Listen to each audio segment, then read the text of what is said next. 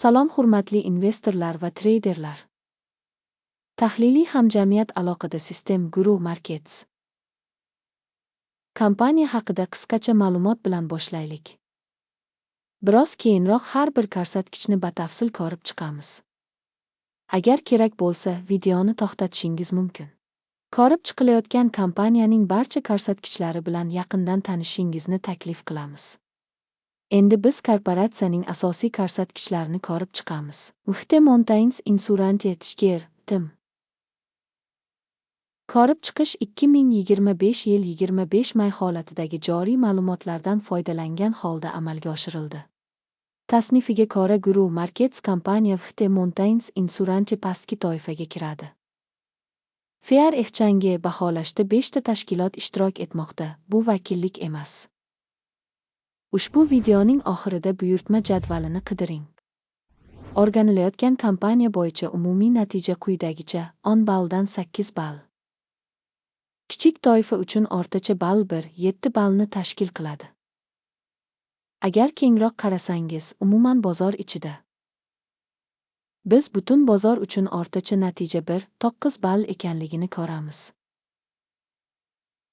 8 ochkoga qarshi Ufte Mountains Insurance kompaniya aksiyalari narxining harakatini solishtirish orqali Ufte Mountains Insurance va kichik toifadagi aksiyalar. Ko'rishimiz mumkinki, so'nggi 12 oy ichida kompaniya aksiyalari Ufte Mountains Insurance 2% dinamikani ko'rsatdi. Kichik toifadagi narxlar o'zgarishiga qarshi 3%. Kompaniyaning bozor kapitallashuvi Ufte Mountains Insurance 4,59 milliard dollarga baholangan. 14 milliard dollarlik kichik toifadagi kapitallashuv bilan Ufte Mountains Insurance ulushi 33,412% tashkil etadi. Bu kichik toifadagi yetakchilardan biridir. Kompaniyaning balans qiymati 4,38 milliard dollarni tashkil etadi. Va kichik toifaning kapitallashuvi 11 milliard dollarni tashkil qiladi. Ufte Mountains Insurance 338% tashkil etadi. Fond bozori va balans kapitallashuvi ulushlarini taqqoslab, biz quyidagilarni ko'ramiz. Baham ko'ring. Ufte Mountains Insurance kichik toifadagi bozor qiymatini baholashda 33,412% tashkil etadi. Kitob kapitallashuvi 38,338% tashkil etadi. Bu bozor kapitallashuv ulushidan 15% ga ko'pdir. Kompaniyaning bozor ulushini va kichik toifadagi balans kapitallashuvini baholash yaxshi 1 ball.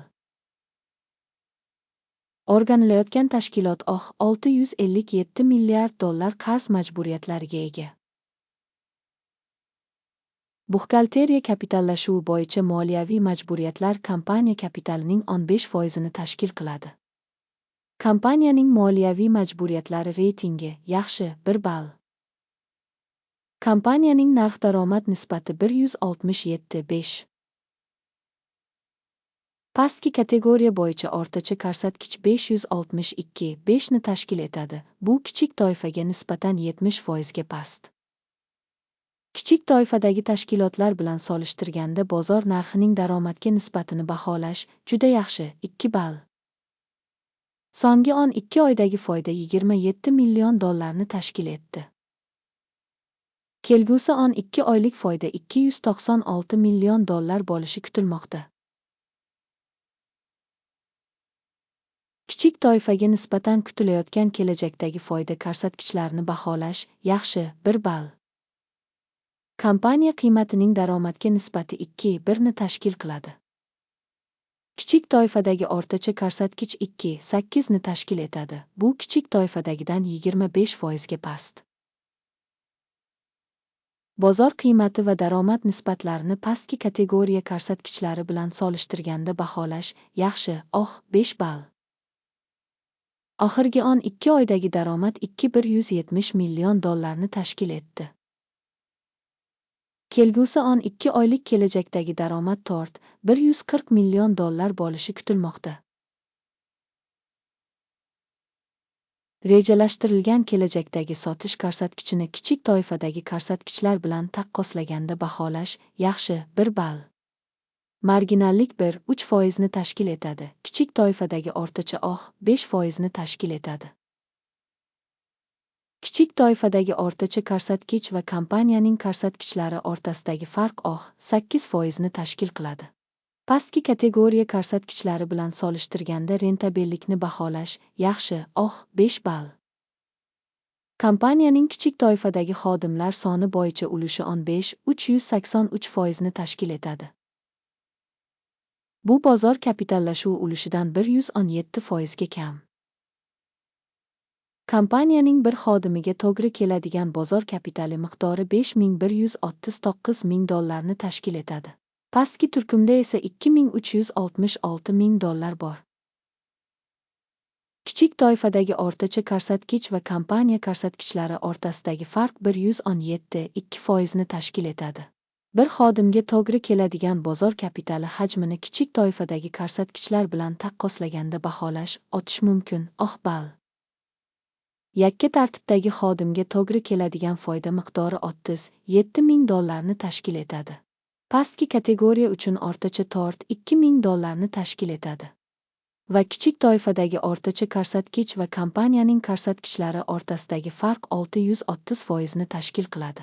Kichik toifadagi kompaniyalar ko'rsatkichlari bilan solishtirganda bir xodimga to'g'ri keladigan foydani baholash yaxshi OH 5 ball. Kompaniyaning bir xodimiga to'g'ri keladigan daromad ulushi $2,430,000 ni tashkil etadi. Pastki kategoriya $839,000. Kichik toifadagi o'rtacha ko'rsatkich va kompaniyaning ko'rsatkichlari o'rtasidagi farq 190% ni tashkil qiladi.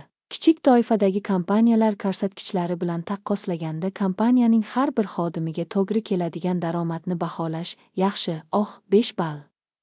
Qisqa muddatli bitimlar hajmi 2-1% ni tashkil etadi. Kichik toifadagi o'rtacha ko'rsatkich 4-2% ni tashkil etadi. Bu qisqa siqish ko'rsatkichidir. Texnik ko'rsatkich on-tort kompaniya uchun 48% darajasini ko'rsatadi. FT Mountains Insurance. Pastki kategoriya uchun bu daraja taxminan 43% ni tashkil qiladi. Kompaniya aksiyalarining hozirgi narxi taxminan $1,783 ni tashkil qiladi. Kompaniya aksiyalarining konsensus bahosi noma'lum. Haqiqiy narx dinamikasi va konsensus prognozi noma'lum. Keling, siz uchun mavjud bo'lgan buyurtma jadvaliga o'tamiz. Havola mahkamlangan izohda. Buyurtmalar jadvali ma'lumotnoma tizimi tomonidan ma'lum bir mavsumda barcha ommaviy qabul qilingan qarorlarni o'z ichiga oladi. Grow Markets. Buyurtmalar jadvaliga kirish mutlaqo bepul va ochiq. Bog'langan izohdagi havola. Baholash natijalariga asoslanadi. FT Mountains Insurance. Baholashning axborot ma'lumotnoma tizimi Grow Markets qaror qabul qilinadi. Har bir aksiya uchun $1,783,9 dan sotib olish savdosini oching. Buyurtma ochiq chunki kompaniya nisbatan yuqori bahoga ega. Tashkilotni baholash metodologiyasi hokim indeksiga asoslanadi. Foyda olish 1905-96 darajasida belgilangan. Stop loss 1660,22 da belgilangan.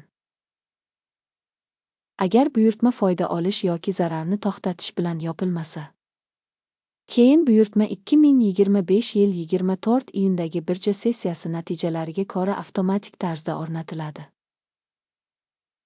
Yoki belgilangan sanadan oldingi oxirgi ish kunida. Tishker, BVI'ni sotish uchun balans buyurtma bo'ladi. Balans tartibidagi video bu kanalda bo'ladi yoki allaqachon e'lon qilingan.